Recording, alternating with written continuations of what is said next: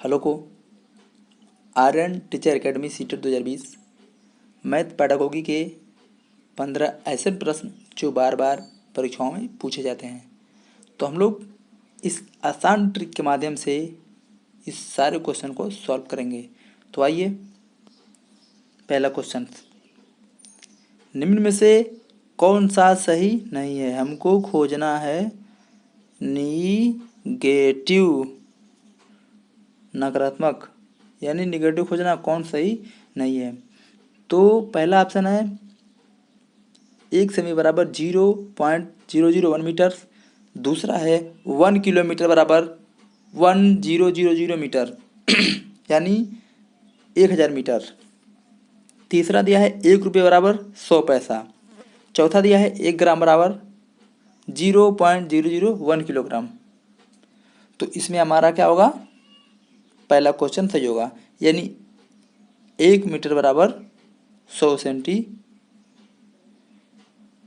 दिया है, और दूसरे में दिया है 1 सेमी बराबर 1/100 मीटर, तीसरा दिया है 1 सेमी बराबर होता है क्या? 0.001 मीटर। मतलब ये 3 सही हैं ऐसे, लेकिन इसमें एक गलत दिया है। ये जो क्या दे दिया है कि 1 सेमी बराबर 0.01 होता है, 001 नहीं होता है, इसलिए ये क्वेश्चन क्या है? गलत है। अब आइए आगे, किसी संख्या को 76 से भाग देने पर 76 से भाग देने पर शेषफल 29 बचता है। तो उस संख्या का मतलब जो संख्या है उस संख्या को 24 से भाग देने पर शेषफल क्या बचेगा? हम एक चीज़ का ध्यान देंगे, हम किसी भी संख्या में क्या किए हैं? भाग दिए हैं, तो शेषफल क्या बचा है? 76, 76। शेषफल क्या बचा है? 76 बचा है। तो अब 76 से 29 में भाग देंगे, जो है कि क्या कर रहे हैं? किसी भी संख्या को, देखिए समझिए, कोई एक संख्या है, उसको हम मान लीजिए XYZ कोई संख्या, उसको हम 76 से भाग दिए, तो यहाँ पे कितने बार गया? वो हो गया। यहाँ पे काट पीट करके जो बचा हमारा शेषफल, तो शेषफल हमारा कितना हो गया? 29। अब 29 में 24 से भाग दें, 29, 24, एक बार आपका जाएगा 1, बच जाएगा आपका 5। अब देखिए ऑप्शन में अगर कहीं 5 दिया हो तो हमारा भाग लगाने का तरीका, ये जो सवाल हल करने का तरीका सही होगा। पहला दिया 8 नहीं, दूसरा 7 नहीं, तीसरा 6 नहीं, चौथा दिया है 5। इसका मतलब हमारा राइट ऑप्शन क्या होगा? 4। अब देखिए 3, 4, 5, 6 तथा 7 से बनी बड़ी संख्या में 5 के स्थानीय मान और वास्तविक मान में अंतर होगा। देखिए 3, 4, 5, 6, 7 से बड़ी संख्या बनाइए, तो बनाएंगे, इरेज कर दे रहे हैं, 7, 6, 5, 4, 3 में 5 का स्थानीय मान हो जाएगा 500, क्योंकि जानते हैं 1 2 उतना जीरो बढ़ा देंगे यानी 500 हो जाएगा, सबसे गुणा करते ही हैं। और किसी भी संख्या का वास्तविक मान उतना ही होता है, तो 5 का वास्तविक मान उतना ही होगा। तो हम कैसे निकालेंगे? 500 में से 5 को क्या करेंगे? घटाएंगे। 500 माइनस 5 यानी हमारे सामने कितना हो गया? 4 9 5, 495। अब देखिए 495 कहीं दिया है क्या? दूसरा में दिया है 495, यानी हमारा ये दूसरा ऑप्शन सही है। अब देखिए आगे आइए, समलंब, सॉरी एक क्वेश्चन हम लोग छोड़ दिए। एक अभ्यास पुस्तिका बनाने के लिए 600 पेज चाहिए। एक सीट के लिए 15 पेज तैयार होते हैं, मतलब एक सीट से 15 पेज तैयार होते हैं। हमको 600 पेज तैयार करना है, तो ऐसी 20 पुस्तक बनाने के लिए कितनी सीटों की आवश्यकता होगी? तो देखिए पहले लिखेंगे हम कि एक पुस्तिका में पेज बराबर कितना हो गया? 600। ठीक, एक सीट बराबर, एक सीट में कितने? 15 पेज।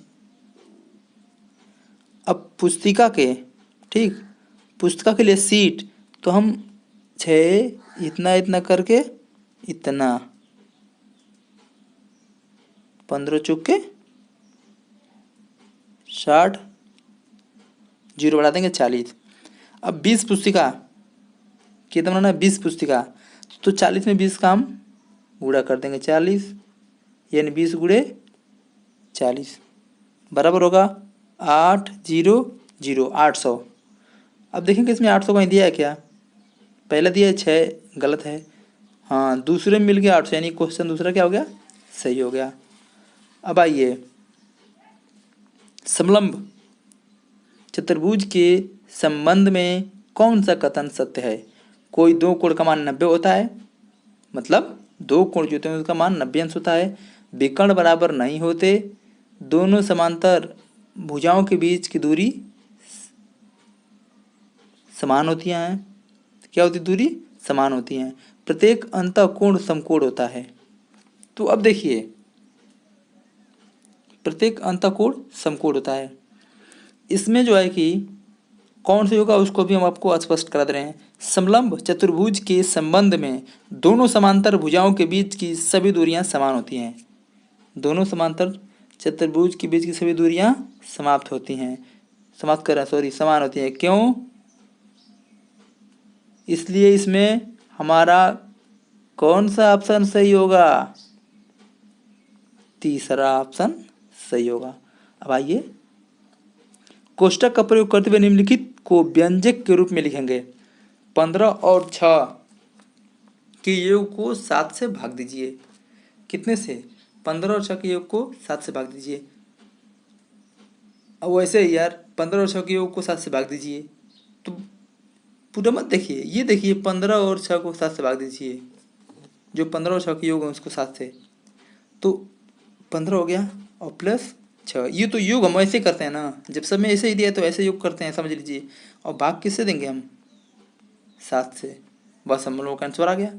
अब देखिए कहीं दिया है, इसमें दिया है, यानी ये दिया तो है, लेकिन देखिए हम ऐसे लिखे थे 15 + 6 7, लेकिन ऐसे नहीं है, एक ही कोष्टक में सब है, इसलिए ये रॉन्ग है। ये भी देखिए इसमें 6 होनी चाहिए 7 दे दिया, ये भी रॉन्ग है। इसमें देखिए 7 6 दे दिया, ये भी रॉन्ग है। इसमें मिल रहा है क्या, 15 6 और 7, यानी ये क्वेश्चन का आंसर दूसरा ऑप्शन सही है। इधर देखिए, ज़्यादा मत देखिए, बस आप ये देखिए कि 15 और 6 के योग को 7 से भाग दीजिए, बस ये लिख देंगे 15 + 6, यानी इसका योग होगा उससे 7 से भाग देंगे, वैसे भी लिख दिए, बात है कही, यानी ये क्वेश्चन दूसरा हमारा दूसरे क्वेश्चन का ये सही है। उसके बाद देखिए आगे इसमें क्या होता है, देखिए नीचे दिए गए चित्र में छायांकित भाग का क्षेत्रफल यदि इस वृत्त का परिमाप 44 हो, क्षेत्रफल कितना होगा यदि उसका परिमाप 44 हो तब, तो देखिए ये तो बहुत लंबा होगा लेकिन बता रहे हैं हम। पहले इसका परिमाप आपके पास दे दिया है 44, ये तो दे दिया। अब को रहा 2πr कर लीजिए, मान लीजिए कि हम अगर कर लें 2 कर लें, पाई कर लें, r कर लें, बराबर 44 कर सकते हैं 44। अब 44 हो गया तो ऐसे भी तो कर सकते हैं, उसके नीचे बराबर ऐसे कीजिए, उसके बाद 2 × 2 2 7, ठीक, r 44, ठीक। अब r को इधर ले जाएंगे तो चेंज होगा, कैसे देखिए, r बराबर 44 गुणे में कर देंगे 7 44, तो यदि हम इसको ऐसे कट कर दें तो क्या होगा, r बराबर 7, सेम ही हो जाएगा, सेम ही हो गया। तो अब यहाँ से एक और हम रूल लगाएंगे, वृत्त का क्षेत्रफल बराबर πr²। ध्यान दीजिए हमारे साथ बचा है, तो क्या करेंगे, उसके नीचे 22 बराबर 7 7 का वर्ग। जब इतना लिख दिए तो ये तो रहेगा ही, इसको सिर्फ 2 बार लिखेंगे हम। कैसे लिखेंगे? 22 7 7 7 2 बार लिख दिए। अब इसी को टोटल काट पीट के हम योग करेंगे तो हो जाएगा 1 5 हमारा 4, 154 वर्ग सेमी। उसके बाद छायांकित भाग का क्षेत्रफल, यानी अब इसको देख ही रहे हैं कि 1/4। तो क्षेत्रफल बराबर हमको लिख सकते हैं 1/4 गुणे 1 5 4। ऐसे लिख सकते हैं क्या? बिल्कुल लिख सकते हैं। तो सबसे आसान तरीका में जब इतना लिख दिए तो जब इसको हम कट करेंगे, काटेंगे, इससे इधर अगर हम काटे तो हमारा कितना बच के आ जाएगा जानते हैं? 38.5। अब देखिए 38.5, 38.5 कहीं दिया है क्या? 25 वर्ग 20 वर्ग 38.5 यहाँ दे दिया, यानी तीसरा हमारा सही हो गया। दोस्तों इसके पहले प्लीज़ एक बार और हमारे चैनल को जरूर सब्सक्राइब कीजिए, लाइक कीजिए और बताइए कि कैसी वीडियो आप लोगों के सामने मैं ला सकूं जो कि आपके लिए अच्छा हो। आइए, 20 मीटर लंबे बांस से बराबर के 4 टुकड़े किए गए। ये 20 मीटर लंबा बांस है, इसके बराबर के 4 टुकड़े किए गए। 1 2 3, 3 बार हम काटे। 1 2 3 4, 4 टुकड़ा हो गया। लेकिन काटे कितने बार? 3 बार। लेकिन देखिए क्या कह रहा है, 4 टुकड़े किए गए तो उससे बांस को कितने बार काटना पड़ेगा यार? तो हम पहले बता दिए। तो यदि हम पूरा डीपली का मतलब जानते हैं, उससे हमको अस्थायी ज्ञान होगा।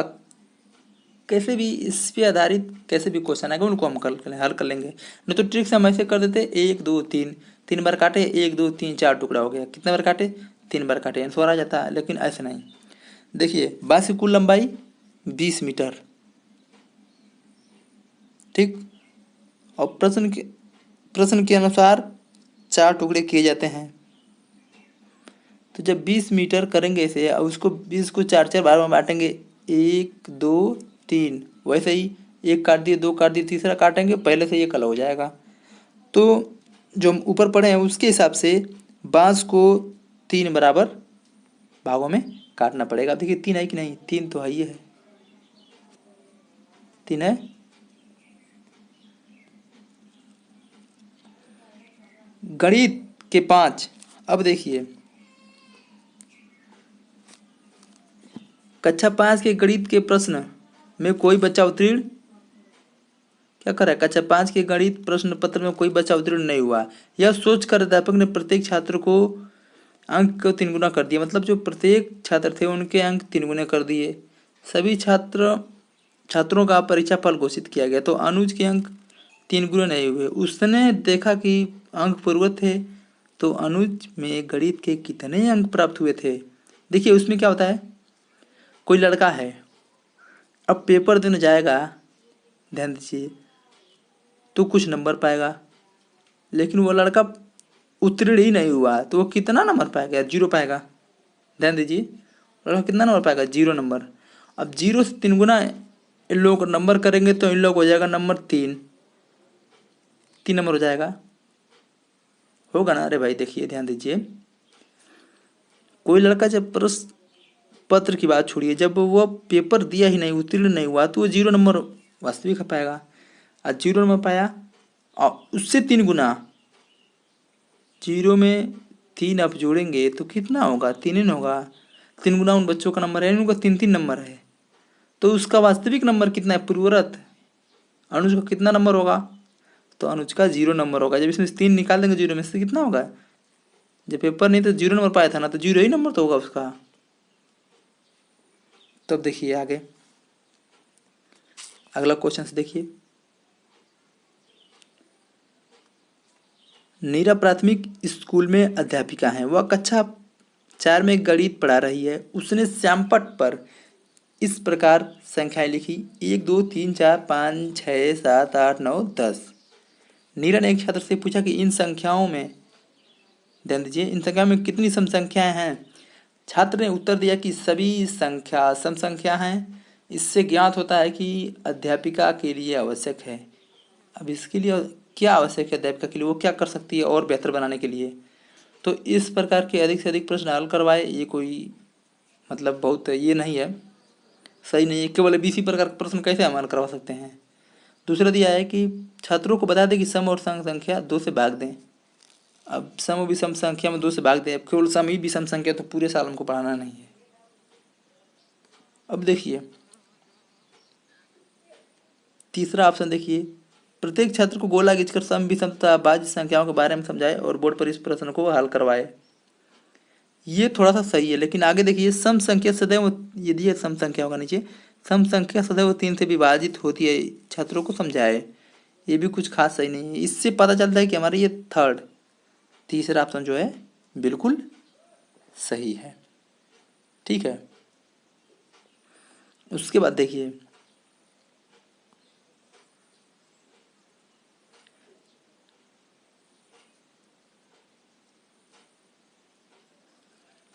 सौ में दिया 101, 101 का दे दिया। शिक्षक का उद्देश्य क्या दिया है, एक कक्षा में, एक कक्षा 3 में गणित के अध्यापक ने बच्चों से कहा कि छुट्टी होने से 30 मिनट पहले सभी बच्चे गिनती बोलेंगे। इससे शिक्षक का उद्देश्य है, ये शिक्षक का इसमें क्या उद्देश्य, वो क्या करना चाहता है, आराम करना चाहता है, गलत। शिक्षक चाहता है कि गणित की पढ़ाई सभी को एक साथ हो जाए। यार अब एक साथ कैसे हो पाएगा सभी का एक साथ, सबकी सोचने की शक्ति अलग होती है, तर्क शक्ति अलग होती है, IQ लेवल सबका अधिक होता है। शिक्षक सोचता है कि गिनती सीखने के बाद बच्चे प्रश्न हल करना सीख जाएं। अब केवल हम गिनती याद कर लें, प्रश्न हल करना सीख जाएं, ये तो पॉसिबल नहीं है, ऐसे ही गलत हो गया। अब शिक्षक चाहता है कि इससे मानसिकता का विकास होगा तथा प्रश्न हल करने में त्रुटियों में कमी आएगी। अब देखिए इससे बच्चे तो पूरा, रुकिए इसको क्लीन करते रहे, जो ये ऑप्शन दिया ये ऑप्शन बिल्कुल सही है। क्यों, क्योंकि बच्चे जो है कि इससे पूरा हल तो नहीं करेंगे, लेकिन हल करने का जो तरीका होगा उसमें कम त्रुटि आएगी। और अगर त्रुटियां धीरे धीरे कम होने लगेंगी तो एक दिन ऐसा होगा कि बच्चे प्रैक्टिस करते करते पूरा हल करना अच्छे से सीख जाएंगे।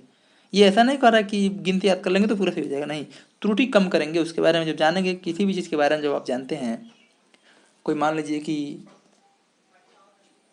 बुक पढ़ना हमको नहीं आ रहा है, तो धीरे धीरे धीरे धीरे अगर वर्णमाला और ये स्वर व्यंजन हम लर्न कर लिए, जान लिए, सब पहचान लिए, तो एक बार किताब थोड़ी पढ़ लेंगे, धीरे धीरे धीरे धीरे पढ़ते हैं। तो उससे हम कह सकते हैं कि वर्णमाला और स्वर व्यंजन से हम किताब पढ़ने में धीरे धीरे कम त्रुटि आएगी। ऐसा नहीं कि एक कई बार पढ़ देंगे त्रुटि नहीं आएगी, त्रुटि आएगी, लेकिन धीरे धीरे क्या होगी, विकास होगा तथा प्रश्न हल की त्रुटियों में कमी आएगी। जो एक कह रहा है समाप्त तो नहीं होगी, लेकिन धीरे धीरे सुधार होगा।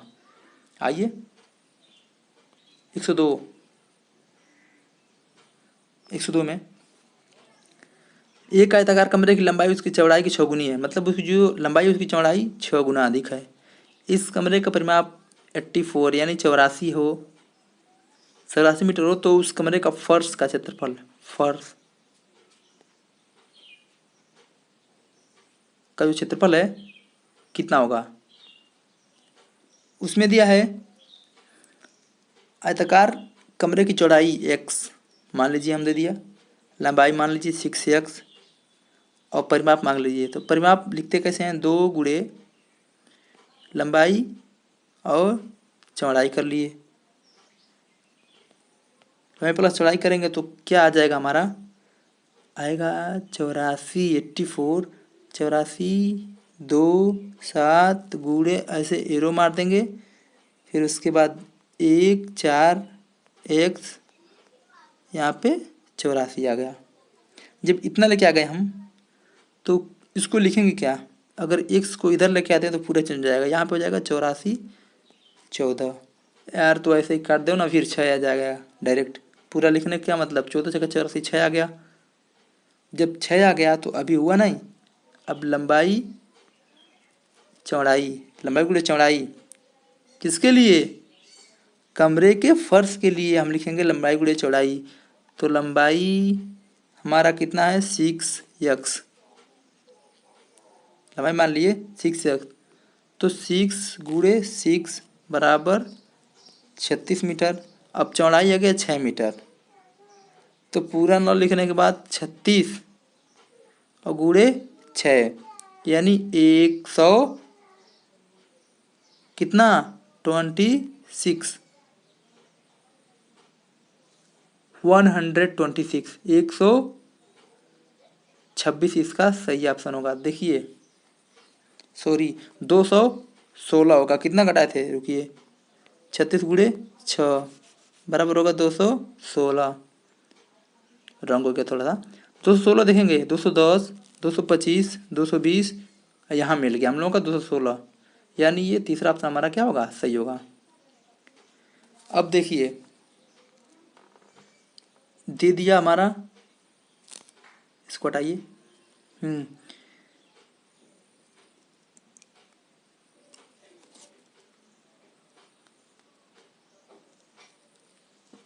एक माता अपने धन को अपनी बेटियों में बांटना चाहती है, तो उसकी बेटी नेहा की आयु 9 वर्ष, देखिए उसकी बेटी की आयु कितना दिया है 9 वर्ष, तथा प्रिया की आयु 12 वर्ष, और उसके पास 65 रुपये हो, तो उसके धन को आयु कितनी बांटेगी और किसको किसको कितना कितना मिलेगा? ऑप्शन 32 24 30 35। इसको हल कैसे करेंगे? देखिए माता के पास टोटल धन हमारे पास 56 है, ठीक है, नेहा की 9 और इसकी 12 आयु, तो दोनों का अनुपात कितना हो जाएगा 9 12 होगा ना, 9 वर्ष 12 वर्ष। तो यदि हम देखें तो 3 तिलिक 9 और 3 चौके 12 ऐसे लिख सकते हैं। तो 12 के बाद हम ऐसे लिखेंगे 56 यानी 56 गुणे 4 बटे में 3 + 4 3 + 4, जब 3 + 4 लिख देंगे तो इसको अब तो हम हल कर दिए 56 यानी 56 गुणे 4 बटे 7, तो कितना होगा 7 × 8 = 56 यानी 8 गुणे 4, तो कितना होगा 8 चौके 32 32, ये हमारा आंसर आ गया। देखिए 32, ओ यार 32 पहले ऑप्शन में दिया यानी ये सही है, ये गलत है, ये गलत है और ये दोनों गलत है। अब चलिए यहाँ तक हमारा क्लास था, अब अगला क्लास कल लेके आएंगे। इसके पहले सीटीपी का क्लास होने वाला है, 10 बजे से होता है, तो प्लीज़ हमारे चैनल को लाइक कीजिए, सब्सक्राइब कीजिए, कमेंट कीजिए, शेयर कीजिए और बताइए कैसी वीडियो ला सकूं। तो धन्यवाद, वीडियो बंद करते हैं, चलिए।